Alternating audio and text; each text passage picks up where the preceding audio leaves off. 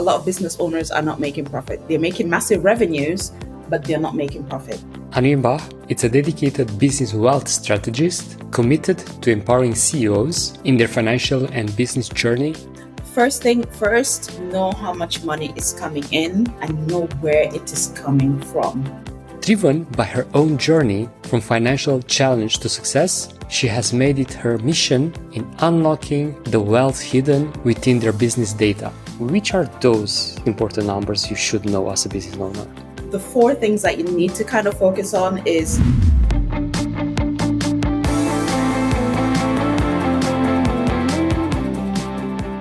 Hey, I'm your host, Gay Marushka with the Masterpreneur Show. Quick one before the episode starts. About 80% of you watching, you didn't hit that follow or subscribe button. If you get any value from this, if the stories we share and the learnings that you get from my guests help you or your business in any way, can you please do me a favor and hit that follow or subscribe button? It helps the show more than you can even imagine. And the bigger the show gets, the better the guest gets. Thank you so much and enjoy the episode. Hey Anwin, welcome to the No Masterpreneur Show. Thank you for having me, Gabe. Excited to be here. Excited to have you, especially because I love numbers. And I know that every business owner wants to make and keep most of their money. But that's easier said than done. How do you actually make it happen? It is definitely easier said than done. You can drive a car, but you cannot fix a car, right? But it's still the same car. Exactly. So a lot of it is not overcomplicating things and not trying to master things as well. That is quite important. For business owners, we love our businesses and we try to huddle it and protect it and everything, let it go forth to the world and do great things. But sometimes that is not feasible. And for you as an entrepreneur, as a business owner, you need to know the elements of your business, but not necessarily master every element. So that's one important distinction I want to make, that don't waste your time. I'm going to tell you that. Don't waste your time trying to master every aspect of your business. It is not a valuable use of your time. To start off, just go with the simple things and start with the simple numbers, I would say, that actually tick your business. Not all the numbers in your business tick the business. Some are just administrative numbers that are there for business sake. Yeah, so it's right, because we often get into those small details that don't actually move the needle. And I'll also ask you, which are those important numbers you should know as a business owner? Okay, I'm going to split the market here. I am a finance person, so you know which numbers I'm going to tell you, right? The 4 things that you need to kind of focus on is, again, how much profit you're making. A lot of business owners are not making profit. They're making massive revenues, but they're not making profit. So your revenue is important as well, because that's kind of the validation of your idea and yes, it's a good job. That's why I'm paying for it. Or yes, it's a good product. That's why I'm paying for it. So that is important. So I'm not going to not look at revenue. So it's revenue, profits, taxes, definitely your taxes, owner's pay, so how much you are paying yourself, your operational costs, so how much it's costing you to keep the lights on, and then finally you've got your expenses. So for me, when I start working with business owners, those are the 4 numbers that I really want them to focus on: profit, operational expenses, your pay, and your taxes. And that is because those are the areas, those are the holes that are usually in businesses. It's not profitable, always scrambling to pay your taxes at the end of the day, never pay yourselves. Business owners are like chief volunteer officers. They work day and night, they don't pay themselves. And then operational expenses as well. You want to be able to know how much it is minimum basic to run your business. Yeah, I love that you mentioned those, because I often encounter, especially when I started, that my operational cost was much more higher than it should be, especially as a solopreneur. I didn't have back then neither full-time employees, neither contractors. I was just executing the work myself. And I find myself having a lot of expenses, operational costs, when it comes to, I was trying a bunch of tools, because every single project that I was delivering, I was customizing the solution for that particular client. So I have to test the tool beforehand to see if it actually works, it actually provides a solution, until I realize that it's a stupid move because I cannot do that for long-term sustainably. And apart from that, at least in my field of marketing, wasn't many other, because I don't run ads. I basically get all my clients organically, and that wasn't an operational cost. But I know that a lot of folks rely on paid ads or other type of paid client acquisition that adds and piles up. At the end of the day, they realize what you just said, that they're not profitable. They simply make a tons of revenue. Oh, I made 6, 7 figures, but just a small margin there. How you identify those, and how you make sure you stay on top of them without being overwhelmed? The very first thing is it's great that you actually started with systems. Systems are the biggest drainers in businesses, systems and your processes. So the efficiency of your process determines how much it is that you're paying for the systems that you put in place. And that is usually because what entrepreneurs do or what business owners do, they buy the system and then they then decide what that system is going to do, rather than the opposite way where you have your process and then you bring in the system to facilitate that process. I've been guilty of that as well, buying a lot of systems, especially because of AppSumo, buying a lot of systems and then not ending up using it because the tech stack is usually very high, but your processes are quite thin. So it doesn't balance out.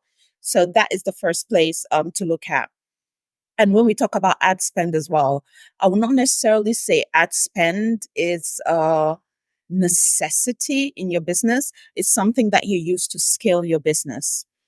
So there is a quite differentiation there in regards to, I would not necessarily put it as an operational cost.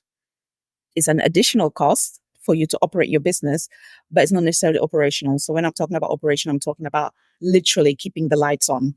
If everything goes pear-shaped, the last thing you'll be thinking about is your ads. Exactly. So that's what it is. And when I go in, it's usually quite easy to see, first of all, because what you end up with at the end of the day is not reflective of what it is that you got in. For example, you're getting in 6 figures, but it's costing you 5 figures to make that 6 figures. So you only end up with 1 grand. I'm like, for all that work, 1 grand? And it's up to you. It could be like, yes, it's worth it, Anwin. I'm like, okay, all right. But it doesn't really make sense. That's a lot of work. So it's kind of just looking at those ratios. Ratios are very important. You want to compare like for, don't compare yourself to the next business. Don't compare yourself to the Gary V's and the whoever is out there. You want to compare yourself to yourself. So that's why I kind of look at ratios. Okay, what is it that you're bringing in? How much is it costing you? What is left? Does that make sense for you? If it makes sense, I'm only here to help you optimize it. I tell you that it doesn't make sense, but you are the CEO, you make the final decision. So that's kind of where I kind of start looking at comparing, like for looking at your input, looking at the output, and then we decide, does it make sense? Yeah, I'm a technical person and I always look at inputs and outputs. And to be honest, I'm not really familiar with financial terminology. And I would like to touch a bit on that because a lot of those listening might not be familiar as well. I've been for 14 years now in my business, and still, as you well said, I am not aware what's actually an operational cost. I thought that, are all the expenses, but in reality, it's not. Can you give some examples of actual operational cost, like probably it's electricity or internet connection? Stuff like that. Yes, absolutely. So let's say so what I want to look at is when you talk about operational costs, we're talking about, let's say, things that you need to make sure that you are legal. For example, your accountant is an operational cost. You cannot really get rid of it because you have to pay your accountant or whoever does the accounting so that you're compliant with whatever law you need to be compliant with to pay your taxes. Then operational costs is, okay, your stuff like your website, that will be operational because that is your shop front, if that makes sense. And if you don't have a website, that is fine as well. I'm just giving examples here. Another operational cost would be like your internet, as you said, would be certain subscriptions that you apply to. So certain systems that you pay monthly fees to or annual fees to that actually run your business. What other operational costs would they be? Sometimes you might have staff costs there as well. But again, depending on how big your business is, that could sit separately in payroll. So I don't want to over confuse people here. So if I just focus on the solopreneur aspect of it, and then you have freelancers, and the reason I'm defining the business model is that it makes a difference. When you have an employee, it's very different from you having a contractor or a freelancer. And I know a lot of solopreneurs don't necessarily have full-time employees or even part-time employees. Most of them just bring in freelancers and contractors as and when they need. So that is the business model I'm going to focus on. So on that specific scenario, then that will not necessarily be an operational cost per se, because again, it kind of fluctuates and you kind of bring that person in. If the person is permanent, as in every week, the person is there 5 hours a week or 10 hours a week, then that is operational. They are vital to you running your business. They are vital to you keeping the lights on. So if you're able to differentiate between the additional, okay, I'm scaling, I'm optimizing, I am growing, that is one. Then there is the basic. If everything should stop, this is what I need to make sure that I'm still able to do business. Indeed, can be confusing, but when you think about it from a pragmatical point of view, just those things that actually, if you turn off one of them, your business is not working anymore. And then when it comes to expenses, as you mentioned, those are the ones that help you grow, optimize, be more efficient, and so on. And for example, even bringing a consultant in to help you with exactly these things, like yourself, like you coming in and actually looking at the numbers, see what's going on there, see where you can optimize, and what changes a founder should make in order to be able to actually become more profitable. And based on that, what are the common mistakes or common challenges people face when it comes to actually having these blind spots in their business where they're simply throwing away money? Very high expenses to start with, and shiny object syndrome. Everything seems to be vital, everything seems to be necessary at that point in time. And everything is very aspirational as well. Let's say, for example, you can use your Google Calendar to book your meetings. And this is more for a startup. So you're using your Google Calendar for your meetings, which you can use, but it's not as slick. But then you've got Calendly that has got all these additional features, and Calendly has got 3 different tiers. And you look at those features and you're like, yeah, the third tier, the highest tier, that's what I want because this is how I imagine my business. And I said, do we need the third tier right now? It's great, and your business will get there. But what about starting with the free option? What about starting with the basic option and then grow, let it grow with your business? A lot of the times we get very elaborate systems that our business is not quite to the standard yet. So it's just like having a toddler with high school books.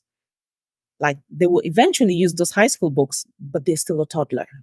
Exactly. Yeah. And that's usually where the expense goes.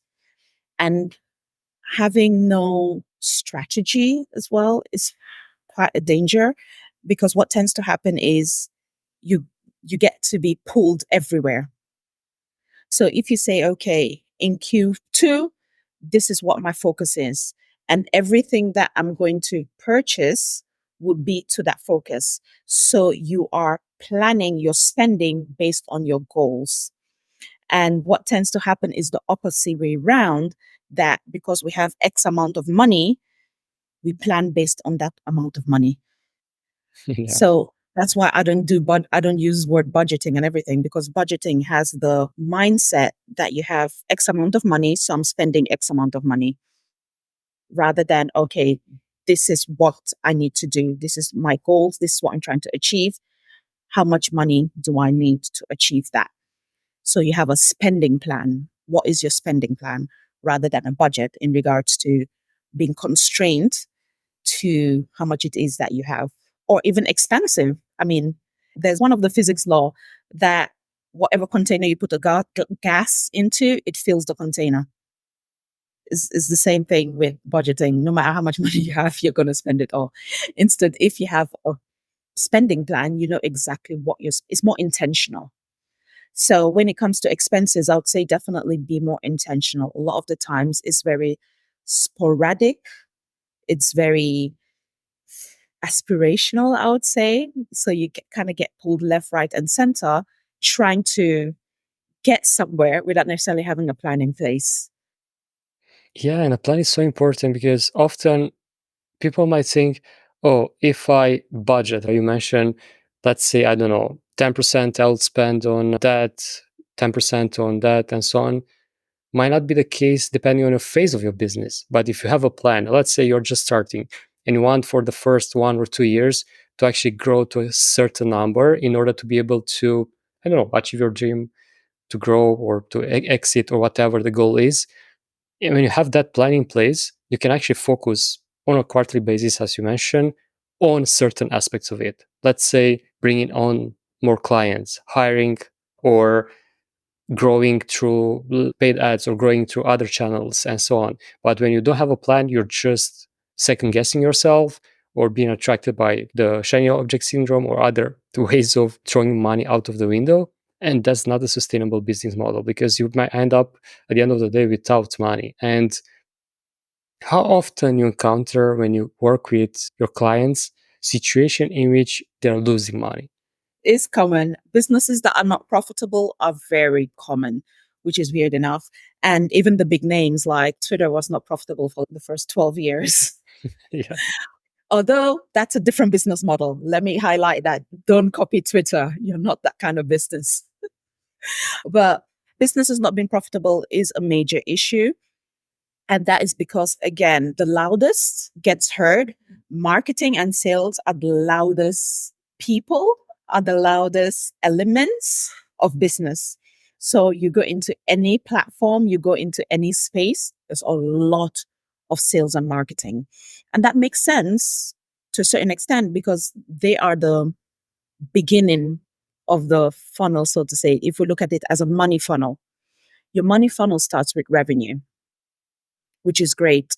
So, how to make the money, a lot goes into it, and it's its own skill set. But then what happens is that how to keep the money is a different skill set. Nobody really thinks about that. Nobody necessarily focuses on it. If you look at how much time you spend on your sales and marketing and how much time you spend on your back end, keeping the money is not equivalent whatsoever. And that is reflected in your numbers. If I look at your numbers, I could tell you what it is that you're doing because it basically says where a lot of your focus is, where a lot of your resources, where a lot of your finances or money is going. But then the output at the end of the day, which comes a month later, 3 months later, is not the same.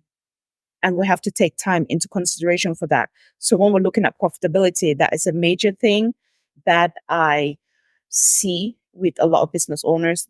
They're not profitable, but they have fantastic revenue. And that's important. It looks good, right? It looks good for the posts. So that is kind of where it stays.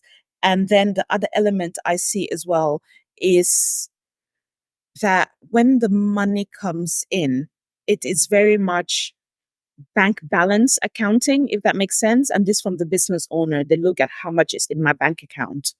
And that is not the full picture because there's a lot more to it than just the element of how much is in your bank account. So only because you have 10K in your bank account, that doesn't mean it's all there for you to spend. That doesn't mean it is all yours. So it's understanding as well that it's not only your bank account balance that matters. And sometimes they get caught out by that. Because I had 10 grand. I was like, yeah, you had 10 grand. But then you had subscriptions come out. You had your mentor or your coach that you had to pay. You had all these newsletters or whatever subscriptions that you had to do. You have your systems. You have taxes coming around the corner. There's a lot of things that catch business owners by surprise because, again, it wasn't planned for. So that's another element as well. Bank account balance doesn't mean it's your money as much as it's in your bank account. I know, right? That's mean.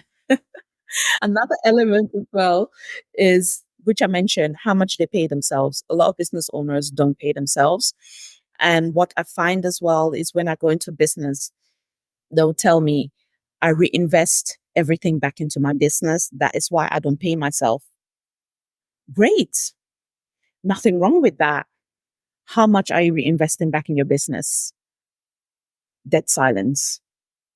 And that tells me that you're not really reinvesting in your business. It's just that everything is just being spent out. Everything comes in and then gets spent out again. Because if you're reinvesting in your business, you'll be able to tell me how much it is that you're reinvesting in your business. Because in any other scenario, if it was, let's say, going out to an external company, you would be able to tell me, oh, yes, every month I am giving, I don't know, my lampshade $3,000 a month. So those are the three areas that I see a lot. Reinvesting is usually not intentional. Very few and far between are able to tell me, oh, yes, I'm reinvesting 10K. So when I reinvest, this is the plan. And then at the end of the day, this is how much I'm expecting to pay myself. Then I was like, okay, yes, we have a plan. You know what you're doing, or you have a goal in mind. Let me help you with that. How do you make sure that the investment actually gives you an ROI? You reinvesting back in your business, it doesn't give you an ROI, which is your return on investment, kind of makes it pointless. It's like planting a seed and then it never grows and then you keep planting and planting. It's stop. Let's stop. Do you have the right seed? Do you have the right soil? Do you have the right weather? Are you in the right country? Do you have the right plant you're trying to grow? There's so many different elements when you're not seeing ROI to look at.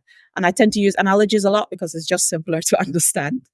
So when it comes to that, those are your three elements. And it's funny to mention that because you often see those bragging about, oh, I made 6 figures, I made 7 figures, I operate at a 90 something percent margin. It's like, how come is that even possible? For example, if you are registered in US or other countries where by no means you are able to operate at that margin if you pay your taxes. And even, for example, my business is registered in Romania and I have quite low taxes compared to other countries, but still I'm not able to reach a number. My percentage is somewhere around 70, 60 something percent in the context that I don't have full-time employees. I just work with some contractors and the operational cost, it's minimum. But yeah, it's baffling. Like, how can you make 90 something percent profit? It's even possible. I will ask you, like, where your business should be registered. Probably Hong Kong, Cayman Islands, or where else in order to be able to run that? I would have to see that myself as well. When we're talking about 90%, that's quite a bit. That's 10% to run your whole business. I'm like, what business is that? Let me know. I want some. Yeah, I can tell you who it is. Justin Welsh, famous Justin Welsh. He publicly stated that, and I think the number is somewhere at 94 something, if I'm not wrong. I was like, that's interesting. And I'm pretty sure his business is registered in the United States. So that number is not taking into consideration taxes for sure. Most likely it's not, but also depending on where you are, your taxes are paid on your profits. And I could talk for the UK because that is where I am registered, and that's the tax system I'm very familiar with. We pay taxes on our profits. So what certain people tend to do is, again, make sure that the profit is very little so that they pay little taxes. So there is that methodology, but again, that methodology works depending on what it is that you want your business to do, what it is that you're trying to achieve your business. Then the other element is as well, when it comes to what is your business model? Depending on what access you have to a tax strategist, you can put the certain elements in place to, again, minimize your tax burden, hence increasing how much it is that you stay with. So with an example like Justin Welsh, I do not know the back end of it in regards to how his business is set up, how his intellectual property is set up, and the business structure itself is set up, which could lean towards the 96% profit margin.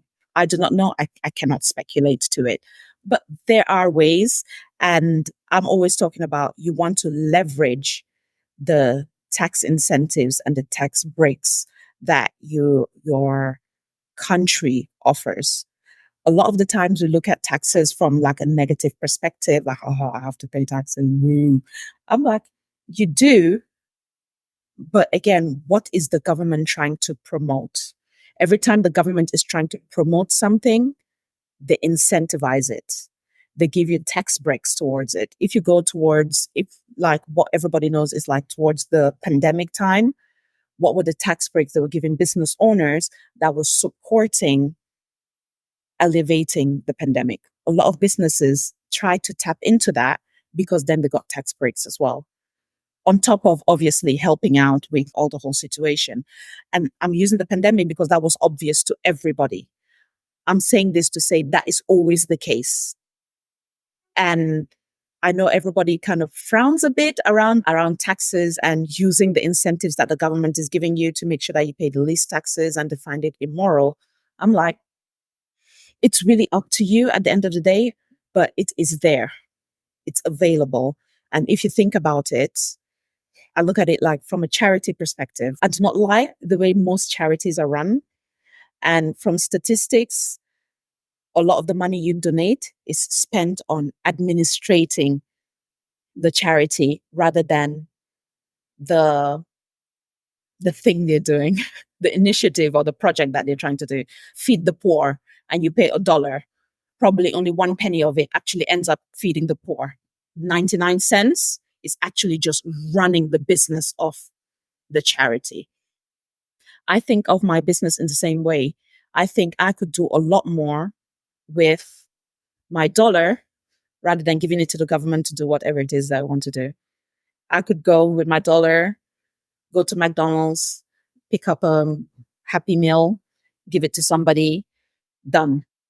If I send it to the government, Yeah, true. But the thing is that most countries actually, unfortunately, for example, my case, Romania, business based here, I'm not able to fill expenses for certain things. For example, food. I cannot. Like even there are some small exception. Let's say I have a client meeting, I take him or her to lunch, and we have a meeting, and that's it. That can I put on expenses. But for example, purchasing things that are not office expenses, let's say I don't know, literally laptop, keyboards, whatever, those are okay. But consumables like water, whatever, I cannot. So I know, for example, my brother, his business is registered in Belgium. They live there, and they can literally spend company's money on a lot of things, like a lot. Like, and exactly the example you gave me, I was like, wow, that's brilliant. That's amazing. I would love to be able to do that. But in my case, I'm not. Plus, there's the other thing. Like, I don't live here actively anymore. I'm just here visiting friends and family once a year. And I'm not actually in the office working. I'm working remotely. And there are some gray lines between on these things. Not sure if that's valid for other locations too. For example, at this stage, I'm planning actually to move my business in another country. That allows me to fill expenses for certain things, plus to lower my taxes and so on. I was looking to Hong Kong, I was looking to Malta, to Delaware in the States, and also Paraguay. I heard they have quite a friendly scheme when it comes to taxes. On that note, do you have any knowledge about this or? when it comes to that, definitely please speak to your accountant or speak to a tax strategist because there's a lot we do not know. I have an accountant. I don't like doing accounting. It's not my happy place. But there's a lot that you could write off. So you want to make sure that you are aware of the things that you could write off. And do not expect your accountant to come tell you. Some might, most don't. So speak to them and see what it is. When it comes to, again, how you set, that is all part of your business setup in regards to where you register, what kind of business it is, and so forth. It really does matter. So if you're able to leverage that, then please do. And I always give examples of the big corporations like Facebook that has got a headquarter in the UK, but it's actually registered in Ireland for a reason. Or even banks that I worked at, like HSBC, you do not want to look at the actual legal structure of HSBC. It is very complex in regards to how they spread, but then they're all over the world. So you want to make sure that you're leveraging it. So if you're in a country, I'm not saying up and go and register somewhere else just because of taxes. If you're where you're at, you want to look at, especially if you're in the States as well, every state has its own little tweak. So you want to maximize that and see what is available to you and how you should write it off as well. Because as you said, your food might not be a write off, but then if you're having a meal during a meeting, that is a write off. It's literally a tweak of jumping on a Zoom call that is considered a meeting and you have your food on the Zoom call. You know, Yeah, that's smart. I will there definitely need to ways. have this discussion with my accountant because she was like, last time when we talked about this, because I asked her, and she was like, no, that's not, you cannot do that, you cannot do that, you cannot do that, you cannot do that. And she's very strict. And I like that because I want to be compliant with every single aspect of it. But in the same time, I was like, there must be a loophole there. There must be something there. And but yeah, I'll definitely need to check it out. And strong advice when it comes to actually moving to another country because you need to take so many aspects into consideration and actually ask for advice, not go blindfold and just try things out on your own expense. 100%. And like for me, I have double taxation. So because I'm in the UK and then I'm out here, there's like a treaty between the countries so that I do not get taxed twice. I know the terminology double taxation, full stop. The rest is the accountants. You understand? I'm like, I understand it and I know that is something that I should be using. Accountant, please set it up for me. How should I set it up so I make sure that this is working to my best? So as a business owner, even though I'm telling you go speak to your accountant, don't just leave it at that. Just have the high level of, as I said, I know double taxation and I know that I'm applicable. The setup, the tweaks and that, I go to the expert, let them do it. So definitely tax experts would be the best person to speak to. Accountants are usually focused on you being compliant and also you being compliant in their country. Exactly. So you want to also make sure that is covered. Like for double taxation, not all UK accountants know double taxation. And when they do, then there's some nuances based on which country it is.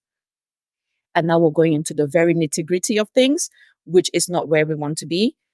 Speak to the expert. Do your quick little research on Google. But for the love of all that is holy and blessed in this world, don't make your decisions based on a Google search. Please. Very strong advice. How do you stay out of trouble when it comes to your business and financial situation? What will be an easy to apply step by step process for someone to start actually taking care of their business health? Literally, to have most important things, those four things that you mentioned at the beginning, in check. What they should put on paper. Okay, so I have one recommendation which helped me a lot and that I do for clients as well. Profit first. I don't know if you've heard of it. If you haven't, Profit first is a methodology that was coined by Mike Michalovich. So please go read his book. I'm not getting any commissions, but go read it. It's a really good book in regards to not only setting your mindset for what business is all about, which is to make a profit and to make money. And I know it's not kosher to kind of say you want to make money nowadays. It's like a bad word. It's forbidden to say, I'm a business and I want to make money. I'm like, what do you mean? Because even charities are out there to make money. They just call it donations, they just call it fundraising. But we're all here to make money. So let's accept that and let's just get on with it.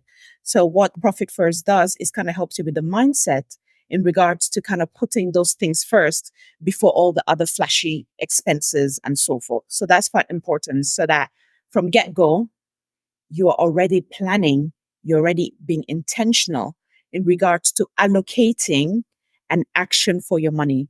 The quote, the devil has work for idle hands. Are you familiar with it?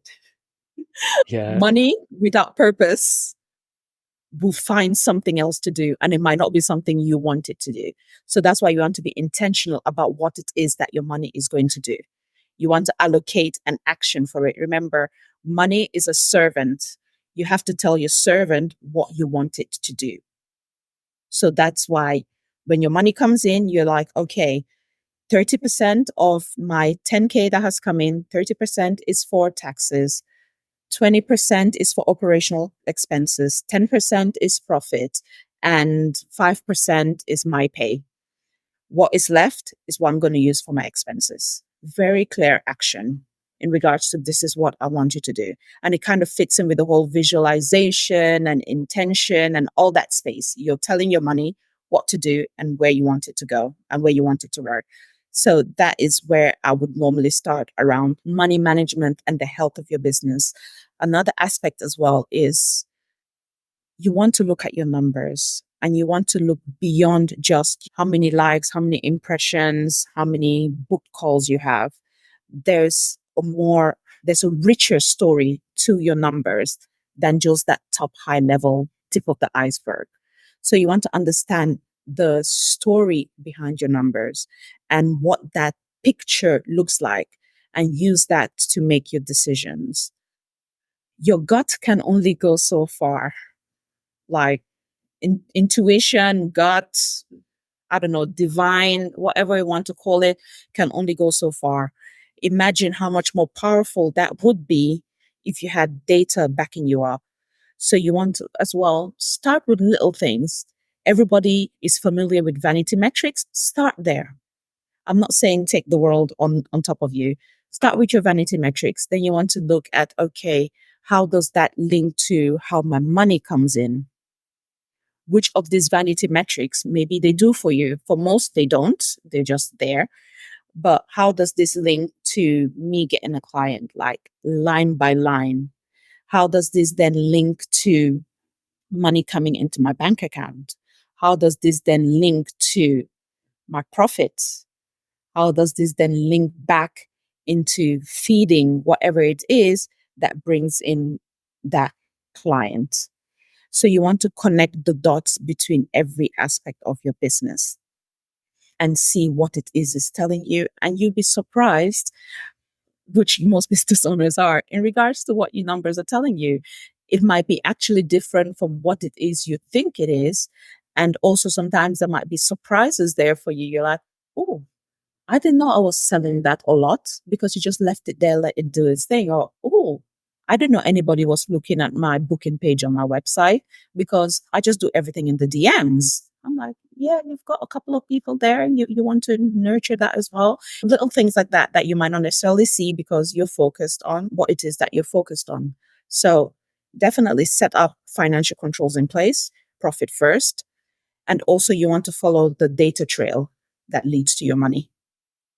That's powerful because without controlling the data that you have at your disposal, that will control you, and that's not what you want. And especially that's the thing that you mentioned, like literally looking at every single touching point, every single aspect of it will tell you so many stories about what's actually working and what doesn't, and what you should be focusing on. Because a lot of folks are focusing, let's say this example with DMs. It's fun to have conversation, to meet others, to engage and so on.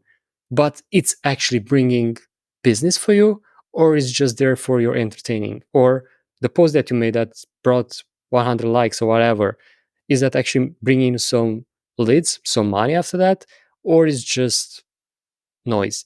And knowing that data and analyze it and optimize it when is the case. For example, like you mentioned, you might have a lot of traffic on all of your website pages, but you don't leverage that in any single way. Then what you're doing there, like you probably lost a lot of money recently without actually move those needles in the right direction. And from all this data, for some might be confusing. Oh my God, I need to take care of so many things. How will you simplify that? What are the most important aspects of it? One size does not fit all. And Although we might even have similar businesses, we have different goals at that point in time for our particular business. Because again, we're in different times in our lives, we have different priorities. So I would never say, oh, these are the metrics, but there's some general ones. And you are absolutely right. You have a lot of data.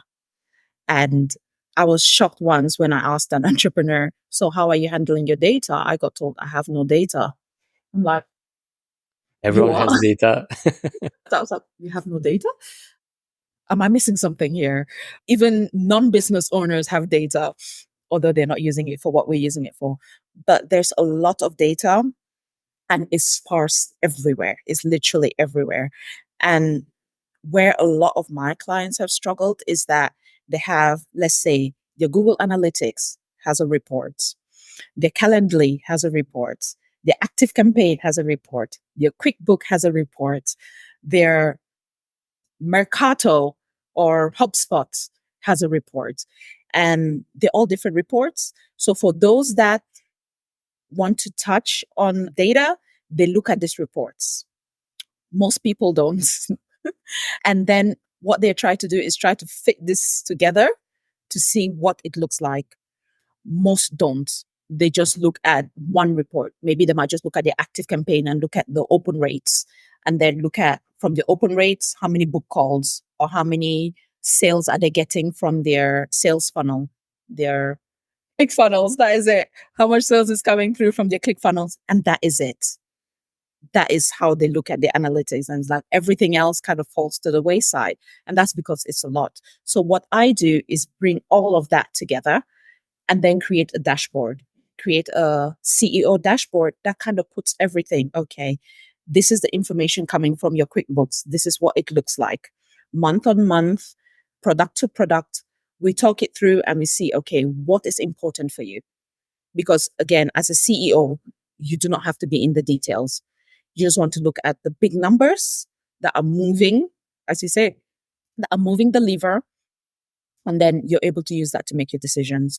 Then you want to look at your sales. What is moving the lever? Your marketing, your operations.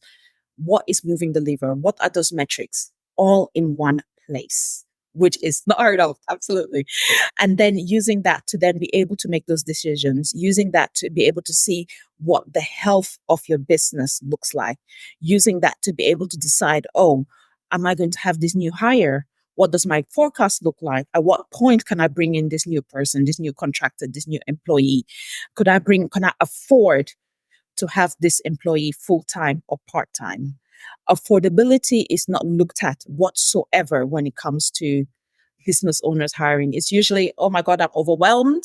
I've got all these things to do. Let me bring in a VA. I've got the money to pay the VA because I'm doing six grand per month or per hour or whatever it is.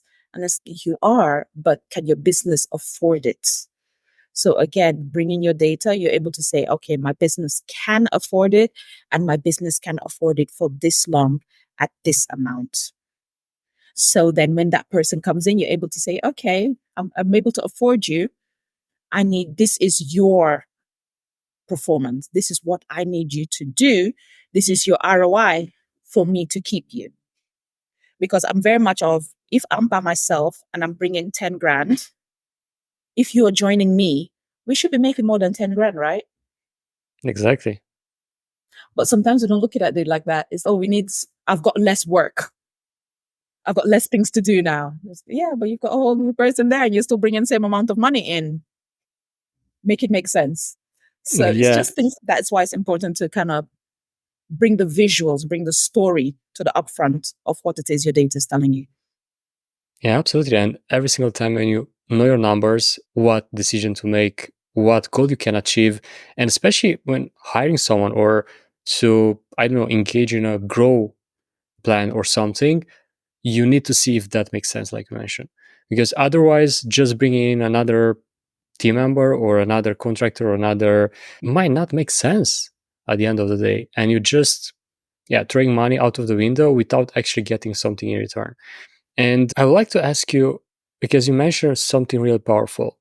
You bring all that data together and literally giving on a plate to the CEOs and the founders that you work with, where they can reach out to you in order to connect and working with you, because all that data, it's powerful. It's awesome. Being able to get actionable insights, which is the most important part. In my head, it's got nothing to do with the systems and even the visuals I give you. It's more the insights. I could give you a whole pack of Legos and you're like, okay, great. What do I do? Okay, we're going to build a house. It's okay. Actionable insights. So a lot of it is around actionable insights in regards to what action I should take next. Please reach out to me on LinkedIn, Anwin Mbah. I'm there. That is my space. Or totally join me on my website or join my newsletter, A Case for Profit. Thanks for sharing that. I'll put the links as well in the show notes for those listening. And to wrap things up, make a challenge for those listening. Something they can apply in less than 1 week in order to start getting their act together and actually start either collecting that data or move the needle in the right direction in order to be able to see, is my business actually profitable or I'm just losing money here? What they should do in less than 1 week to go there? Apart from contacting you, of course, that's the highest advisable thing.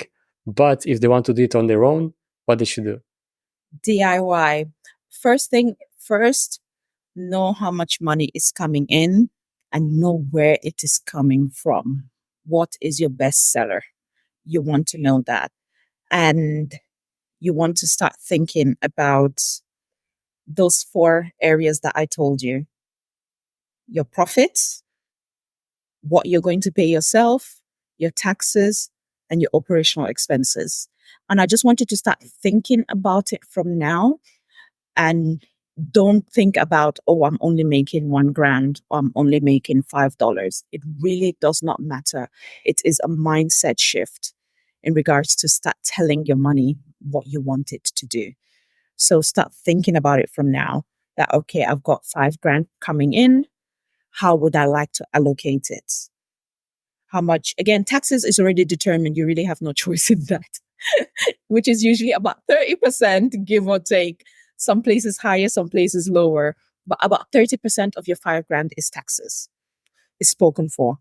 Now, how much profit do you want to make? You might want to start at 1% and then increase it there. And I work in percentages because it's easier to digest and it's easier to work out. If I tell you 10%, it doesn't matter if it's $5,000, $20,000, $300,000. It's always 5%. And so if I tell you $5,000, you'd be like, oh yeah, but I've got 3 million. I was like, yeah, 3 million and $5,000, they don't match up. So to wrap it up, know where your money is coming from and then start giving your money what you want it to do. Start giving your money instructions in those 4 categories. Awesome. And I'm sure those listening, if they actually start to put those numbers on a paper, they'll see exactly what they need to do in order to be able to make things work their way, not the other way around. Thank you so much, Emily, for sharing all your knowledge with us today. This was amazing. And personally, I learned a lot. I'm sure those listening will learn as well. And it was an absolute pleasure to have you on. Thank you for having me. Thanks, everybody. You, yes, you're one of the few that stick to the end. And I want to thank you from the bottom of my heart for doing so. If you haven't subscribed already, please do so below. And if you got any value from this, please share it with a friend. They might got some value from it as well. Thank you so much, and until next week, pura vida!